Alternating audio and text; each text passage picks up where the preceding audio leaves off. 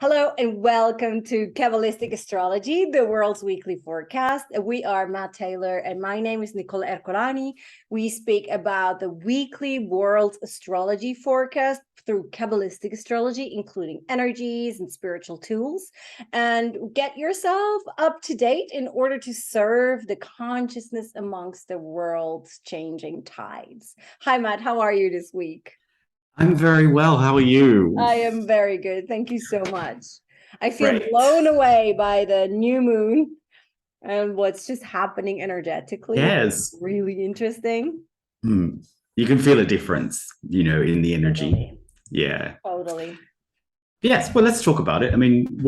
We've just finished a very analytical month of Virgo, where the things that are coming into our reality are for analysis, because it's the final month before we do a karmic reset, and the soul resets itself for another 12 months. So we're analyzing, we're looking over, we're reflecting, we're going back in time to say, I could have done this better. What do I want to make better about myself next year? Not externally, internally. Mm-hmm. So how do I want to show up to people? How do I want to show up at work? How do I want to show up in life as a bigger, better person, Totally. So that is Virgo. And we go through all of that process and then we flip over into Libra. Libra is the first month of the soul's year. It's when we're starting again. So all of the reset is like, what did I do well last year? What did I not do well? And what kind of year will I have? Is all happening in this month of Libra. It's not the first month of the year. The first month of the astrological year is Aries, right? And the final month is Pisces. But here in Libra, the soul starts its year. It's a very strange point. Why Libra and not Scorpio or Gemini or something else? Well, Libra is the 7th month of the year. And the number 7 is really important in the manifestation of this universe. So we have a channel in which light comes into this universe, a tunnel, if you like, or a filter. And those filters of energy are 10. The top 3 filters of energy are too high. If we receive energy into this universe from those 3, we are just burnt toast. We just explode. It's too much heat, yeah? The bottom 7 of these filters are the energies that we receive on a daily basis, the energy that really keeps this whole universe ticking along. Me breathing, planets moving, nature changing, all of those things, right? So that number 7 is really the energy filters that we can receive into the body. Then, of course, it manifests in 7.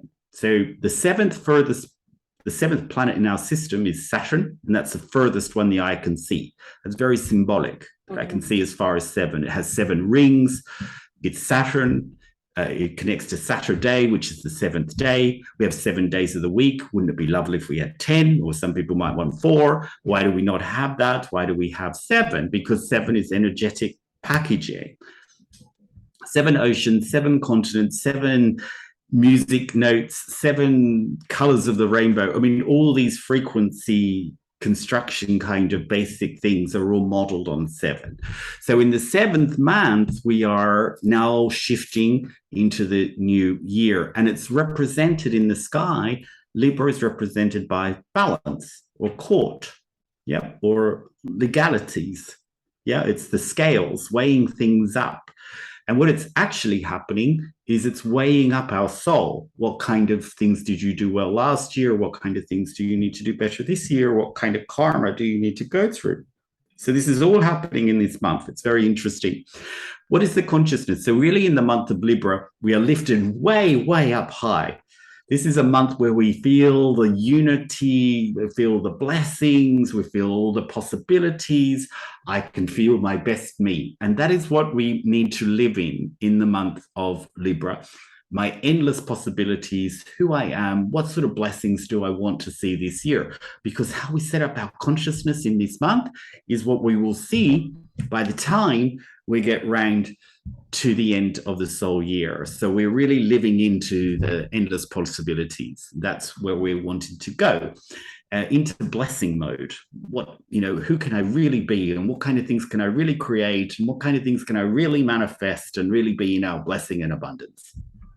That's so interesting. For me, when I started getting closer with astrology, specifically with Kabbalistic astrology, because we two work together since almost 2 years now, what I think is really interesting about that is that the 7th month has nothing to do with the how we see the year from a normal calendar point of view, but more so from an astrological point of view. And from an astrological point of view, that the year starts with Aries. Is that correct? Yes. With Aries, and it ends with the astrological year starts actually in spring, which is so interesting. It was really interesting to me. And then that the 7th month is counted from there in order for the soul to really come in. That also makes so much sense, because in order for us to live on a planet, it needed 7 days, right, to build the world, and then the soul could come in. So it's so fascinating to me how in the Kabbalah there's so much history and so much logic explained, where in other religions or in other philosophies, I never found the explanation for certain things that we use, which is very interesting to me. Yeah, it's no guessing. No, that's my favorite thing about Kabbalah, is it's all structured. There's reasons. There's why. So this is what we're doing. Yes, we like that. It's no guessing. Exactly. I love it for that reason too. So what we thought we could do is let's look at the astrology that sets in the year, because this is a really poignant moment of astrological setting as to what kind of energy we're going to get laid down for the soul year. Yeah.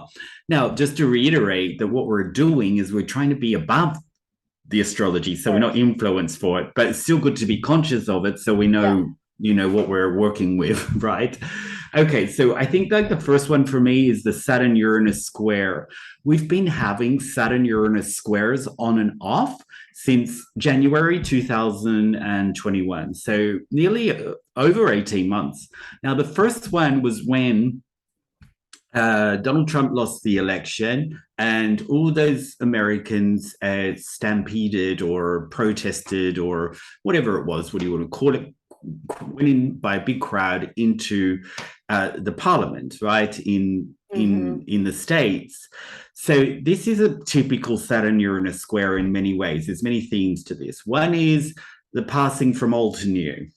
Yeah. One is the progressive against the traditional. One is the conservative against the more outlandish, right? The Saturn and Uranus together are very different forces. Saturn is like, I want to change everything now. I want to progress. I want to shake things up. I want to make things different. Also protests. Yes, manifestations, protests, eruptions, right? Sudden outbursts, exactly, very good. And Saturn is, let's be traditional, stable, let's not change anything, let's keep everything the way it was, let's go back to the old days, all of that, right? It's the limited Earth reality of structure. That's Saturn. So the first one we said about eruptions and changes and all Uranus. Of the Saturnus, that's Uranus. Okay. Next one about being more sedentary and stable and accountable and like that is Saturn. Yeah. Now they're a square. So a square is usually indicates that there needs to be action because there's a blockage. Yeah. So that was the first one we had. We've been having 3 or 4 of them, and we've got one right now. And you can see that. Right. Iran, transitions. Yes. The women in Iran and the men that are going to the streets, or the women don't no longer have to wear the hijab, even though some of them like that, but some of them don't want to wear it anymore. That's a great example. Also the king, also the changes of government, like the UK went through the king and the change of government at the same time. New things, progression. Peace. Yes. Yeah, all of that. It brings in new things. Uranus is like a really big light bearer, because it says I don't want any change. But Saturn also gives us the accountability, right? That's they're both like spiritual in their own way. but they grate on each other. And so Mhm. they bring in transition, but through very discordant ways. Yeah. It's very Very discordant. It's interesting. not Yeah. harmonious like change or Easy, progression and all nice, lovely. flowing. Yeah. Yeah, yeah, yeah. No. So this will be a big theme for another year. All of this kind of discordant changes, I would call them. Oh, the square stays a year. Well, because it's an energy that's set at the beginning of the year, it lays down an energy for the year. Yes. They will not So be together for a year, but they will yes. be setting this Okay, energy I know now. what meditation I'm going to keep on doing for this week for sure. To set like the other, we have in Kundalini Yoga, as I said last week, we have this meditation where you can create from a square, from a blockage. You can create two triangles with the tantric energy, because the tantric energy is a diagonal energy. So it makes a square, two triangles. So you can like really profit from that energy and don't have to like get the blocked frequency, which is it's such an amazing meditation. Yeah, it's exactly what we want to do, is because inside the square is a lot of light. Yes, a but we need lot. to go through it in a very tense way. Now, and so you want meditation or some kind of tool that helps you go through your own personal transitions with some more light and grace and ease and effortlessness, not like clunky kind of all discordant and upsetting and all of that, right? It's okay to shake things up a little bit, but this is really rattling things around. This is also the two things that these two planets in square also bring in: volcanoes, eruptions, tidal waves, which we saw last week. Yes, and there was just a hurricane in the There you go. States. Yeah, there was a very huge good. hurricane. I think her name was Irma. She just hit like yesterday, the day before yesterday. She hit the coast, and like very, very strong hurricane was coming. Excellent. So, I mean, not excellent, but that's exactly the kind of energies that this will see this year. So that is Saturn Uranus. And, I think it also, Saturn Uranus has a lot to do with age, because Uranus is very young energy, millennial energy. Saturn is very old energy. So we may see more things like the Queen passing and a new person coming in. We may see some more things where new millennials or younger things are coming in, but not in a hooray way. In a very thing way, a very like discordant way, very eruptive way. We also may see here this Saturn represents old people, aged people in the chart. It represents the older people in your country or your community. So this doesn't ring well for me, because like a lot of the Saturn Uranus was happening or coming in during the virus, with the coronavirus. So, and also when it started to happen again, we lost the Queen, right? So this could be another round of like looking at like, what do we do with old people? I know that's a horrible question, and I don't mean to sound like that, but there may be questions around how do they contribute? How do we get more out of them? How do we value their life more?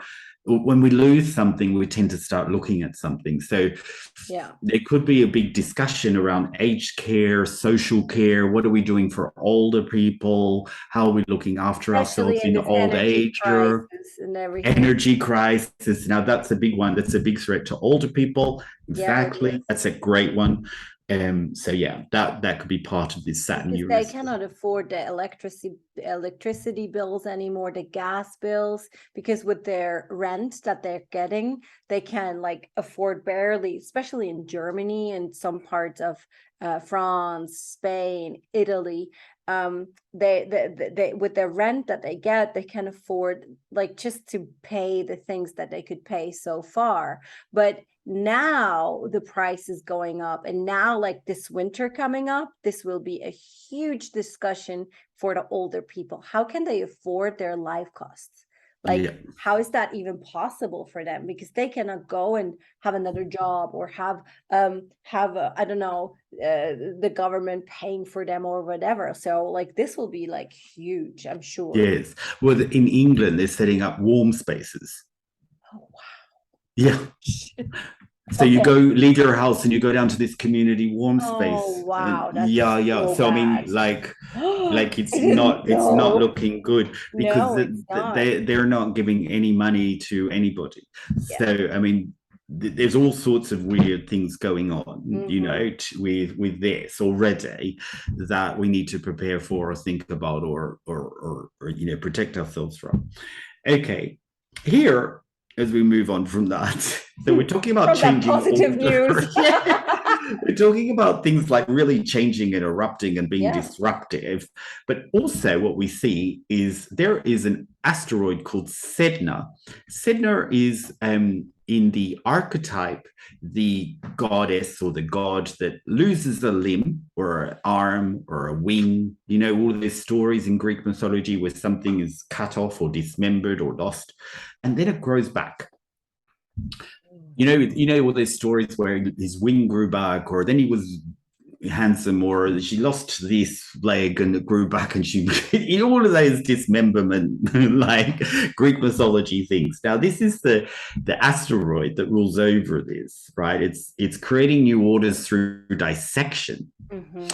So this asteroid is 29 degrees Taurus. Now, when something is 29 degrees, it is doing work. It must happen, right? So this also taps into losing things in order to create new order, dismembering, cutting, reorganization, chopping off. So it brings in a severity in this year, a severity that of like really just cutting things so we can go into something new. This will happen in our own lives. It will happen in the bigger picture. We will see it show up. And I feel it's already starting to happen. Yeah, you know, I who do feel we that have? too. Yeah, you feel it. Who do we A have to lot. cut off or let go of in order for the rest of us to move on? Yes, I have this deep feeling within me. I think about certain steps to do in my personal life that I'm like, I should do that because I can feel that there is a necessity, and that if I do it early enough, I will like walk through something very smooth. Whether when I'm not doing it early enough, I will like pay a higher price for it. That's my feeling at the moment. That's spot on. And we've got the Taurus Scorpio North Node, South Node, which is always about letting go. Right. Yeah. And so this heaviness now about chopping things off in order to move forward, you have to be really like hard about it, firm on it. If you think about, oh, do I do it? Do I not do it? Do I hold on? The universe comes in and cuts it in, and we're in a chaos. So there is that energy. We also have another square that's quite interesting. It's Moon and Mars. Moon represents the people or the nation in the chart, and Mars represents bold new directions, but also aggression or anger or upset. Because it's a square. Yeah, because it's a square, it's upset, or it could be attack. So it's like, what are we going to do that is bold, but again, a kind of upset energy to the people? Yeah.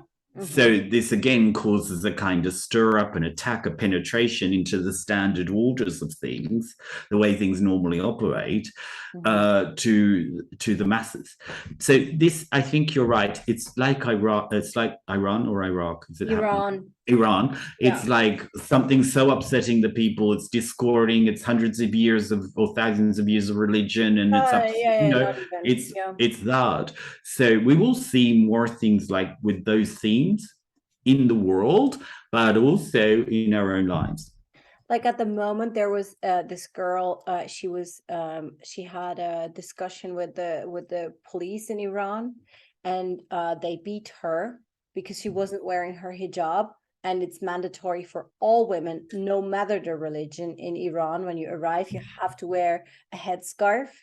And she didn't wear it, and so she was beaten. And then the aftermath of that beating by the morality police led to her death. Her name is Amina Amani, and she was such a beautiful 22-year-old girl, you know. And now you can see like everywhere in social media, especially on TikTok and also some parts of Instagram, but not so much Instagram, but more TikTok, that there's so many women, they're like taking their hair and they're cutting their hair off in order to show appreciation to her family for her life, to say, look, we see you, we see what happened to you. And it's very, very, like, it's huge. Like in Iran, like the progressive men are on the streets with the women, and they protect the women so they can't protest even.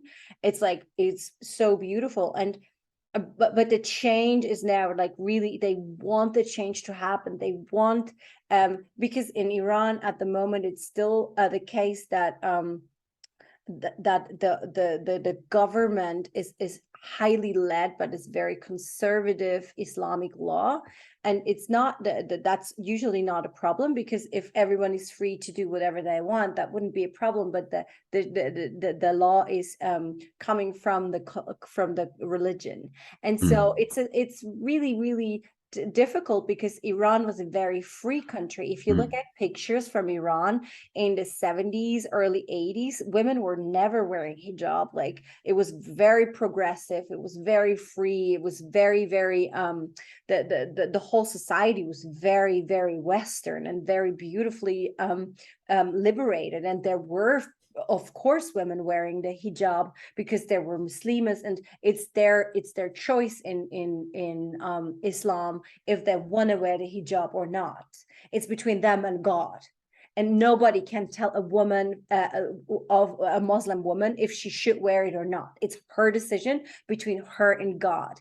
And now they want to really, like, free the women there, want to make their own decisions and not be, like, judged by an international or the national what is it called?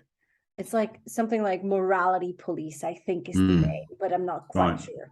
So I think it's a very interesting time also for these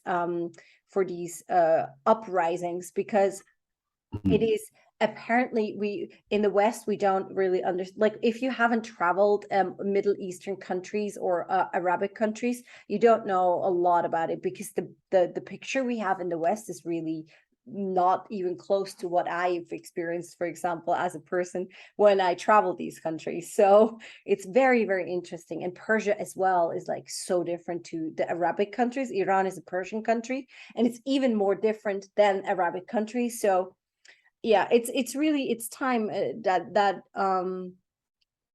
that things change there. And so this is a huge uprising, and that will cause a lot of disruption. And as well, like, there's also there's so many men fleeing Russia because they yes, it's another one. It's another one. You can see, like, people are like, no, we want to have peace. Like, we want to go into a different direction in our life, and we make decisions. Even though it's my country that calls me in for the military, I decide to work for peace and not for war. And so they try to flee the country. And so now the Russian military, the Russian government has decided that men between 18 and 65 are not allowed to fly out anymore. All the flights were sold. Like, it was really, really bad. So these men are now going away in the landway. So they take their cars and they drive out of the country towards Georgia, towards other countries. So they can, like, they don't have to go to war because they don't want that war. Like, nobody wants war anymore. And, like, it's so interesting that still it's about to happen. Yeah. Yes, it's very interesting, because Mars is also the emergency services, and it's here with the square of the moon. It's like bringing in the police over the people. Yes. So that could be, something that we will see, with the manifestations, the protests, the upheavals. Could be that kind of authority over the people, and that clash as well. So that is, I think, something we will see. Shall we do a little bit more? Yes, please. Okay, cool. So there are two more things really with the bigger planets to see. One is Neptune is in oppositions with a lot of things. In other words, Neptune is on one side of the chart, and directly opposite there's a lot of other objects. Well, I don't have to go into detail, but Neptune oppositions are very interesting. Neptune oppositions are always bringing forward what is false and what is real. This is where we see things, we think they're going to be amazing, but actually they're not so much. Yes. Or this is not so much, and this was actually amazing. It's a very deceptive, like working out, it's like false gurus, false prophets, false promises, false all of that, blowing things up to make things more than they were. Yes, all of that. Bitcoin, for example. NATO, for example. Yes, could be another one. Climate change could be another one, where it's all blown up to be such a big drama. What is Elon Musk's internet called that's now in Ukraine and in Iran now? They activated it because the government shut it down. Yes, it's true. I don't remember the name of it, but that's also... Yes, it's all these false things that promise to be big things, but they're not really what they seem.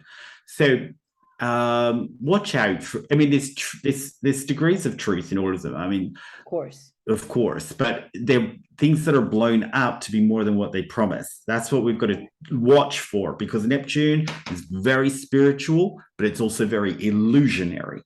And because it's in so many oppositions, it's really showing us where the illusions are. And do we have the ability to really see what's going on, to really see where the truth is, because Neptune is also truth.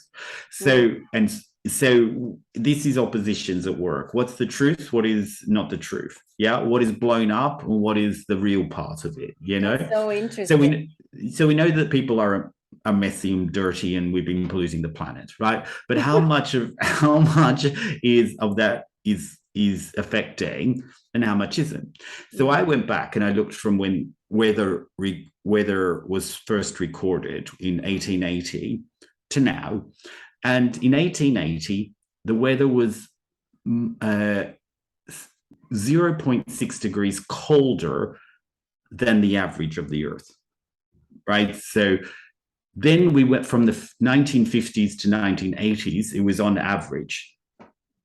Now it's 1 degree more than average. But for me, for my thinking, if we went down to 0.6 in a cold phase, then 0.6 in a hot phase must be the balance, right? So in fact, we're only 0.4 degrees hotter than what we are. And that bit happened in the last 10 years. It hasn't happened in the 80s, in the 90s. In all of that time, we were within the normal bandwidth. So it's only in the last 10 years that we've been a bit over the balance since we've been recording. Now, there's been colder phases and hotter phases, science would tell us. And also, how accurate are these weather things anyway? Like here in Barcelona, they're telling me one thing, and it's not that weather at all. So it's a different weather.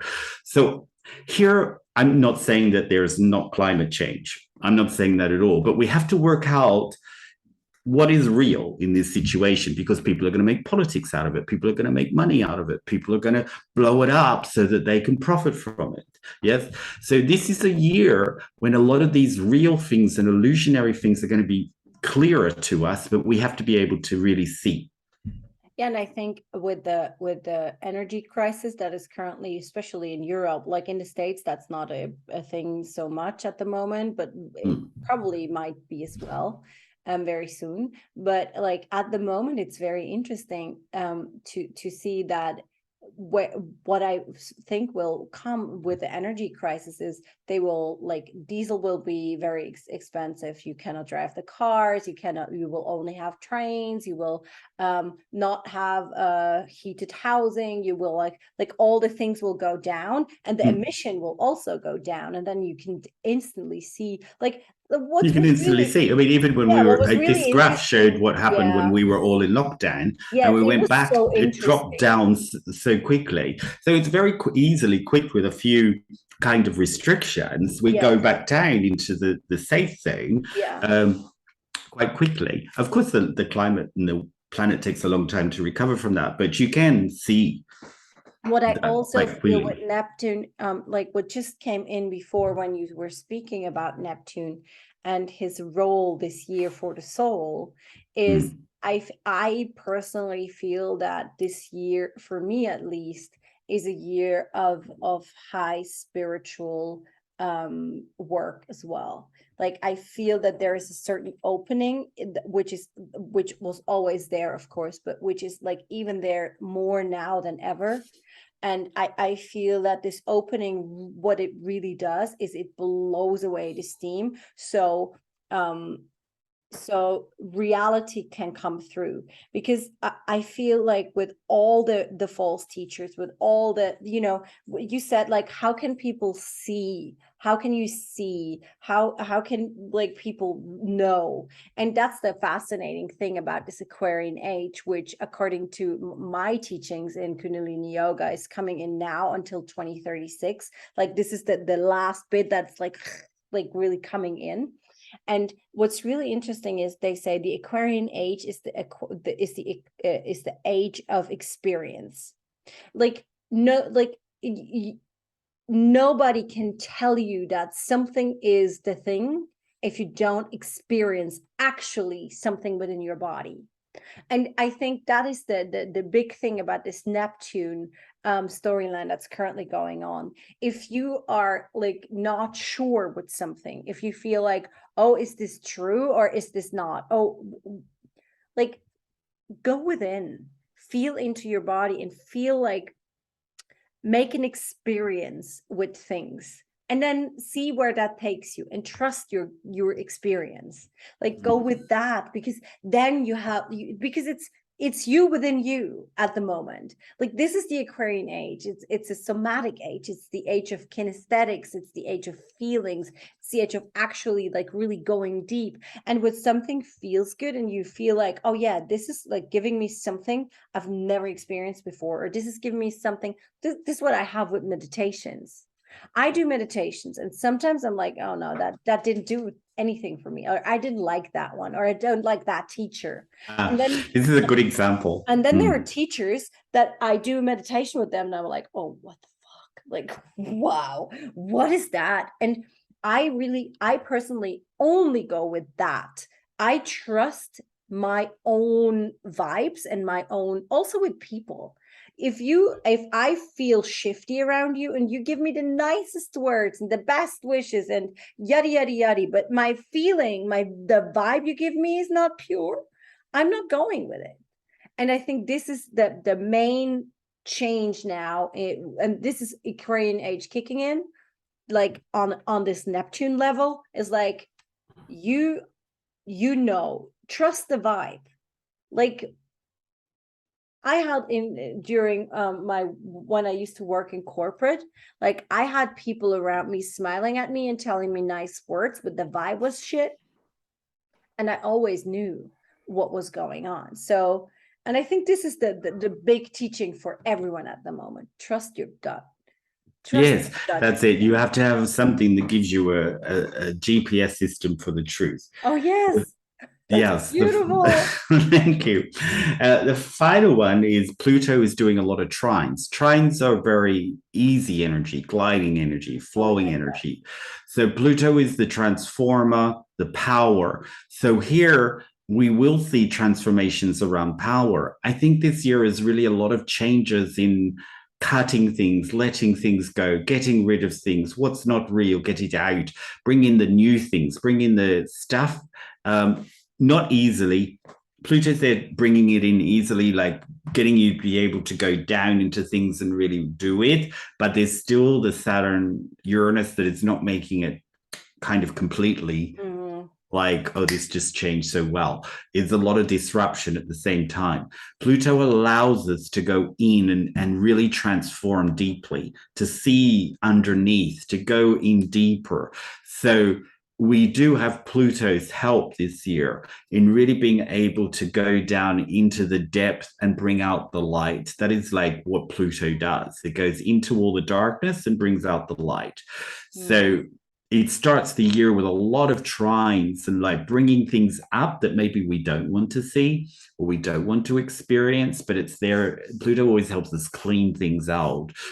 Yeah. So this year for me just feels like a big like change maker, bringing things up, what's going to go, what's going to change, what's going to be out, what's going to be updated, what's clunky, what's upsetting people. Well, it all's going to like upset someone, no? But it's shifting. Also, what's really interesting is the first 3 or 4 years of a decade are always about the the new. Yeah, what's new. The second, like the 24, 25, 26, 27 are always called mutable, which is what's changing, what's moving. Yeah. And then the final ones are about like, what has to leave and what's have to go. But this is the middle free, and we start to see like all of the new things, all of the things that were seeded in the first 3 years, 2 years of the decade, 20, 21, 22, bit of next year, what that will bring us in terms of change. So after the end of next year, we will see a lot of change from all of this, but the changes are really like starting to kick in next year. We will see, because like you come out of like confinement, you think what's really different. Do you know what I mean? There are some things that have changed a bit, but this wasn't the big like catalyst of change. But all of these new pressures that are coming into the system are really catapulting us into another change. And as you said, they're around energy, they're around resources, they're around traditional ways that we don't want to do things anymore. And this tight squeeze of financial ups and downs, all of that is going to catapult us into a very big change. And I think it's really, really interesting what's currently going on also with the energy crisis. I know a lot of people will not like to hear what I'm saying now, but I think this energy crisis that is currently there, especially in Europe, is super, super interesting for change. Because do we really all need to live on our own? Do we really need to be separated and isolated? Do we really need to go back to these big office places, or could we work at home? Could we change the driving of the cars all by ourselves? Could we change? Like there's so many things. in That's that. right. And we thought I thought with Corona, especially the companies would learn more of that, of this whole time, because during Corona, they learned a lot with being online, leaving their people at home, letting them at home most of the time, like all of that. And now they didn't learn anything. That's my feeling. Like all people have to go back to the offices. They have to commute. They have to drive their cars. They have to why didn't we learn anything? Why are we not more open? Why? I don't understand it. And I think this will be the big, big, big change also with families moving back together, being back together in one house, like getting their incomes together and pay bills together and all of that. This for sure, you will see that all over Europe, I'm sure. For me, that's no question. Yeah. And I think that will be very, very interesting, especially when it comes to the change of the heart. Like why do we do this podcast? Why do we do all what we do? We want to have the bigger ability to live our heart and to explore our love in a different way, and to explore more of that love and more of that togetherness and unity, even when we feel separated.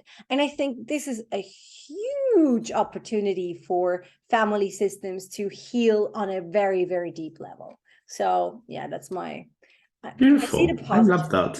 Yes, there is. We'll see it. Absolutely. All right, we've got some more things to talk about the beginning of this new astrological cycle, but let's bring that in for next week. Okay, wonderful. Yeah. All right. You guys, I hope you loved this podcast as much as I did. I really liked it a lot, and I wish you all a wonderful start into this new week. And if you like, we're back next week, and then we see each other again. Okay, bye.